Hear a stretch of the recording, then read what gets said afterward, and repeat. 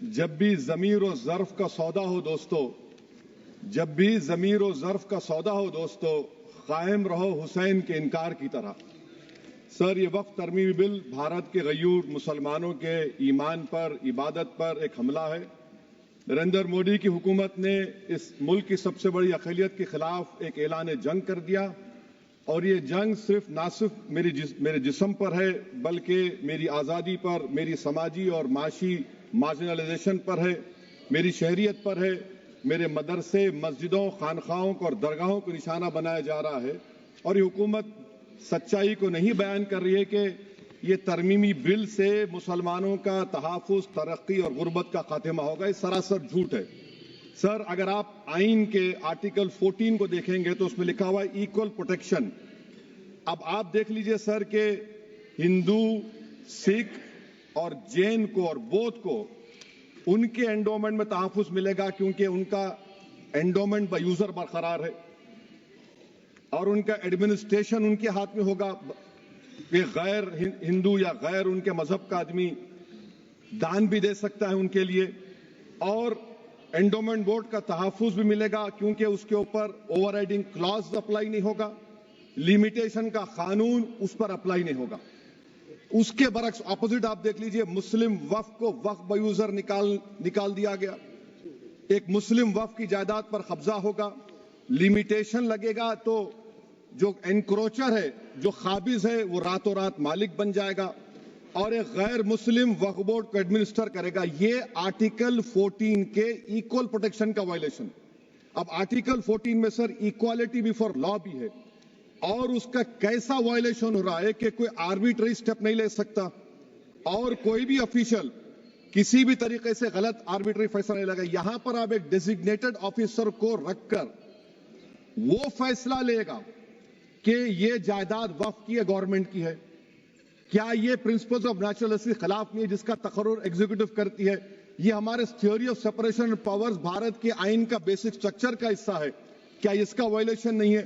Sir, article 25 का violation कैसे है कि आप मुसलमानों से वक्फ बाय यूजर छीन रहे हैं और फिर आप कर्ब कर रहे हैं वक्फ वाल औलाद को, मगर वहीं पर दूसरे धर्म के मानने वालों को उनके मजहब पर चलने की पूरी इजाजत है।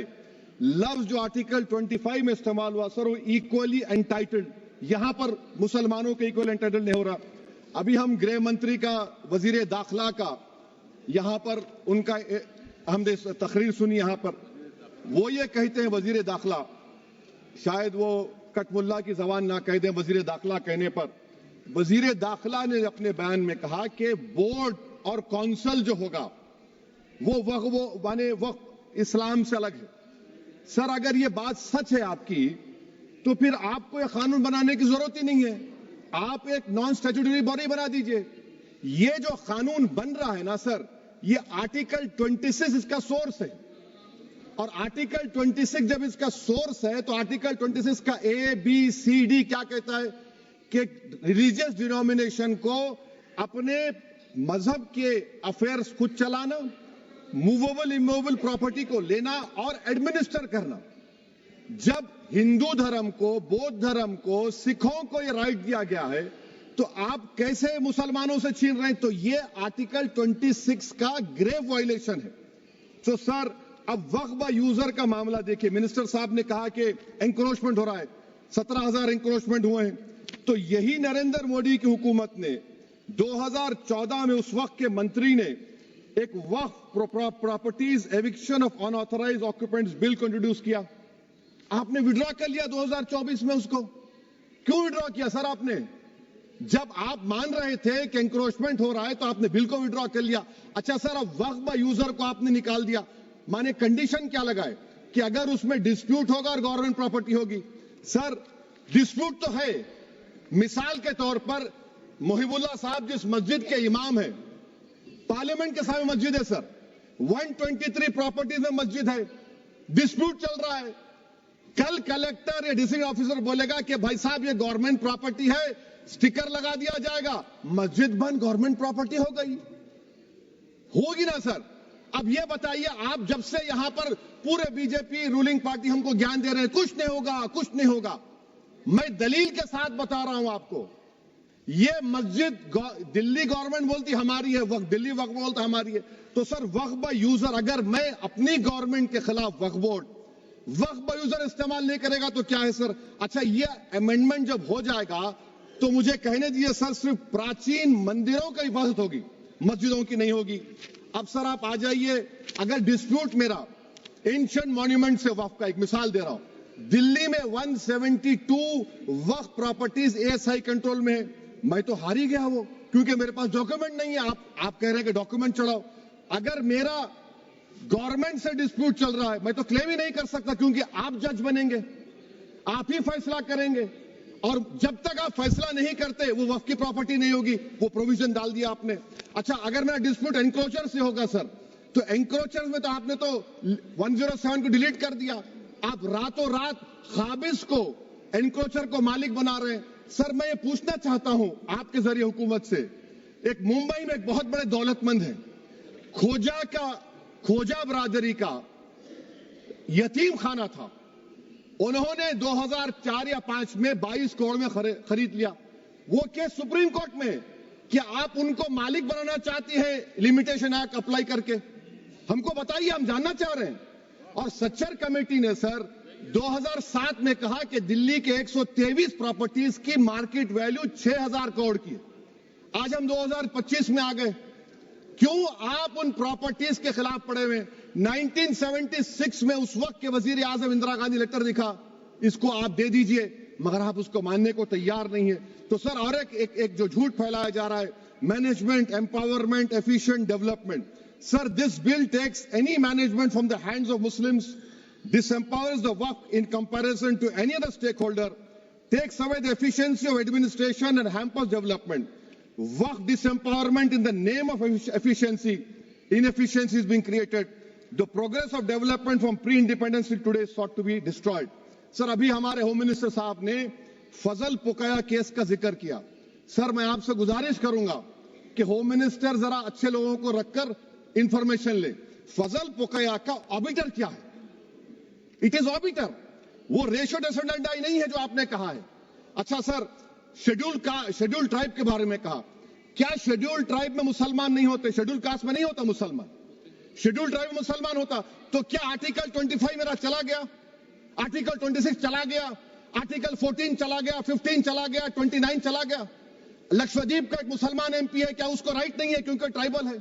क्या कह रहे हैं आप? इस ऐवान को क्यों गुमराह कर रहे हैं आप शेड्यूल ट्राइब के नाम पर? सर और एक चीज जो आपको बता रहा हूं सर, अब आप जब आर्टिकल 26 से मेरा सोर्स है, तो आप सेंट्रल वक्फ काउंसिल में 22 में से 11 आप नॉन मुस्लिम को बना सकते हैं। रिलीजन न्यूट्रल आपने कह दिया, और आप बनाएंगे, क्यों बनाएंगे आप? स्टेट वक्फ बोर्ड में 7 नॉन मुस्लिम होंगे और 4 मुसलमान क्यों होंगे? क्योंकि आप लॉ में 95 में डायरेक्ट मैनेजमेंट में ले सकते हैं 5 साल के लिए। आप वक्फ बाय यूजर को आप कलेक्टर डिस्ट्रिक्ट ऑफिसर बोलेगा ये वक्फ की प्रॉपर्टी नहीं है, तो वो वक्फ बोर्ड खामोश बैठ जाएगा, कुछ एक्शन ही नहीं लेगा, क्योंकि वो आपके प्यादे हैं। अच्छा, जब आप नॉमिनेट करेंगे सर मैं मोदी गवर्नमेंट के खिलाफ नो कॉन्फिडेंस ला सकता हूं, मगर वक्फ बोर्ड का चेयरमैन जो नॉमिनेट होगा उसके खिलाफ नो कॉन्फिडेंस नहीं ला सकते, हम बिल्कुल नहीं ला सकते। क्या मजाक है बताइए आप? ये डेमोक्रेसी है? नॉमिनेट भी स्टेट गवर्नमेंट करेगी, वो अगर डिक्टेटर बन जाएगा जैसा आज भारत में हो रहा है, तो वो भी नहीं हटेगा। कम से कम यहां पर तो इलेक्शन है, वहां पर तो आप 5 साल झेलते रहो उसको। अच्छा सर, अब ये जो क्लॉज 11 और क्लॉज 9 आप 16AA से देखिए, where the qualification of the members of the board has been limited only to 3 categories contained in 14(1)(c). Intention is very clear that the majority is to be packed with non-Muslims. So who will defend my interests, sir?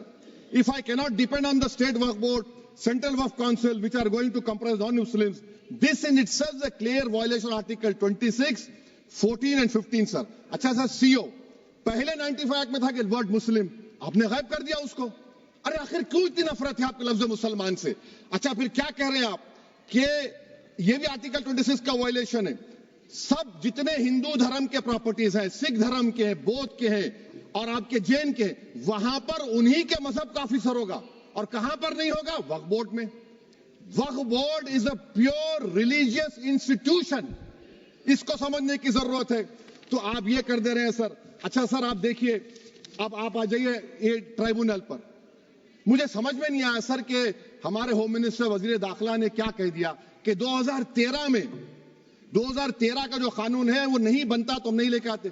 मैं बड़े अदब के साथ उनसे पूछना चाह रहा हूं कि क्या उस वक्त राजनाथ सिंह साहब, अडवाणी साहब, हमारी लेट सुषमा स्वराज, ये बड़े बड़े नेता यहां बैठे थे? आपने यूनानिमस उस कानून को पास करवा दिया। कीर्ति आजाद थे उस वक्त, अब यहां बैठे हैं वो टीएमसी में। तो क्या आप गलत थे या वो गलत थे? हमको बता दीजिए, आप बता दीजिए। क्योंकि अगर अडवाणी आपके लिए बहुत बड़ा नेता है, मेरे लिए नहीं हो सकते, आपके लिए आपने पद्मश्री दिया उनको। मोहतरमा सुषमा स्वराज की जबरदस्त तकारीर का मैं कायल हूं। वो बैठकर उस 2013 को यूनानिमस पास कर दिए। मुझे कंफ्यूजन है कि क्या अमित शाह, नरेंद्र मोदी बड़े हैं या अडवाणी बड़े हैं? आपके लिए आप तय कर लीजिए। अच्छा सर, आपके tribunal sir, railway Clements tribunal, NGT tribunal, income tax, वैसे 14-15 ट्राइब्यूनल है। हिंदू एंडोमेंट का ट्राइब्यूनल, सबका अपील नहीं होती, रिव्यू होता है। गृह मंत्री सरकार कह रही है कि नहीं, रोक दिए, रोक लगा। कैसे रोक लगाते हैं? रिव्यू और अपील में तो फर्क होता है ना सर। आप ही कह रहे हैं कि पूरे कोर्ट्स में बैकलॉग है और आप अपील कर रहे हैं। अच्छा सर, रिटायर्ड डिस्ट्रिक्ट जज 95 में सिटिंग डिस्ट्रिक्ट जज था, जो एडमिनिस्ट्रेटिव कंट्रोल था सीजीआई साहब, उसको निकाल दिए। अच्छा सर, अब आप अभी हमारे मंत्री साहब ने कहा trust, sir Shri Sai Baba trust 2004, वो ये कहता है जो ऑफिसर उसमें काम करता उसको साई बाबा का डिवोटी होने चाहिए और उसको डिक्लेरेशन लिख के देना पड़ेगा।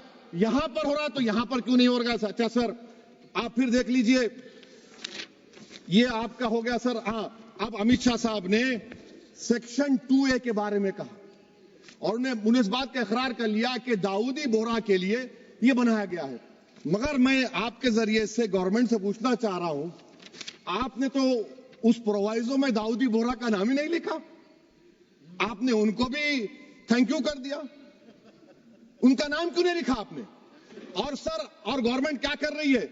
आप मुस्लिम समाज में जो बेकार किस्म के लोग हैं उनको एक रास्ता बना रहे हैं, एग्जिट दिखा रहे हैं कि तुम्हें वक्त से बचना है तो तुम्हें ट्रस्ट बना लो।